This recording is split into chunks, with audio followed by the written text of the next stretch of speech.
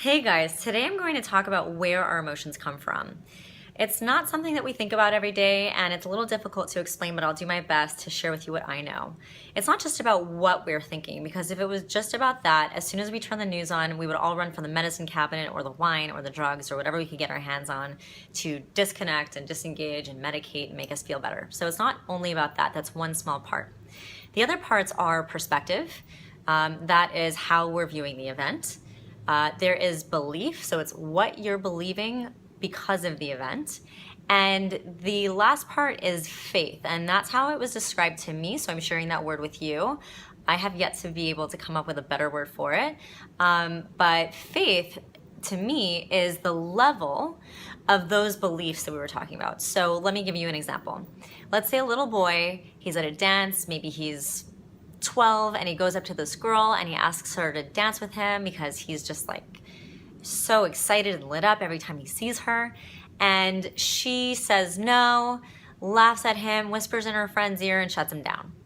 So what happened for this little boy, right? He's probably devastated. He's probably running into the hallway like bummed out, or maybe he's angry. Let's say that he's bummed, he feels rejected, okay?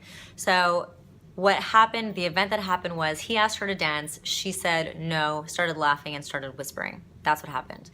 Then there's the perspective. So the perspective is how he's viewing this event. So he's viewing it from a place of this strong, emotional, excited connection with this girl. And he's like in it, he's ready, he's excited to dance with her, and all of a sudden, everything about that positive charge gets just like shut right down and out the door, and he gets rejected. So the perspective is like, you know, he's right there, he's in it, it's very close, and it's deep, and it's right now, it's immediate, okay?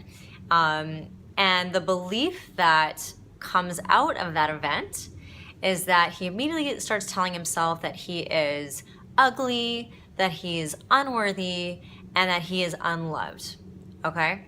So those are the three beliefs that he creates from this event. And then the faith, the level of those beliefs, the unworthy, ugly, and unloved, the level of those beliefs is what faith is. And so it's a high level, it just happened. He was just proven by the world once again that he was unworthy, unloved, and ugly. And so that has a high emotional charge, and that might be one of the most devastating moments of his life at that point in time. Let's say this boy grows up and he's talking to his son, and his son just got rejected by a girl, and then he's recounting to his son this event that happened when he was 12, and he's saying it with a smile on his face because that event no longer has any emotional charge. Why not? Because the perspective has completely changed. This man is now an adult, and he doesn't have any feelings for this girl, and he sees her for who she was, which is a little girl, and who he was, which is a little boy, right? There's not like that immediate perspective. There's this like hindsight perspective, right? So there's a perspective. Then there's his beliefs. He has lived all of this life after that event that has proven to him that he is loved, that he is worthy, and that he is attractive. And so he feels good about himself. And so he's able to smile about it. And the level of faith in those beliefs has actually gone way down, if not all the way down to zero. And there's, like I said, no more emotional charge behind that event. He's able to talk about it with a smile, maybe even giggle a little bit, and it's all good. Let's say that man actually, or that boy, actually grew up to be just a sad, like in his head, older man who is still single, really wanting a girl, really wanting like a marriage or whatever connection with a woman. But he grew up continuing to think that he was unworthy, unloved, and unattractive, right? So this little boy has gone all the way from 12 or earlier up to whatever age he's at today as an adult, continuing to have a ton of faith in those beliefs. Okay, so this is different. So this older man may look back on that event and get that emotional charge again, that he might actually get depressed, or he might get sad, and he might go for a ton of food. He might eat his feelings away because those beliefs are still very much present. So what has happened now that this man has become older, his perspective on this event is still very close because his level of faith in those beliefs around that event are still very high. Okay, so I hope that helps. I hope that was a good way of explaining it. And I wanted to share this because every time we get clarity around something, anything, that really helps us cope. It helps cope better. It helps us cope more healthily. Healthfully. Whatever that word is supposed to be, I should probably know.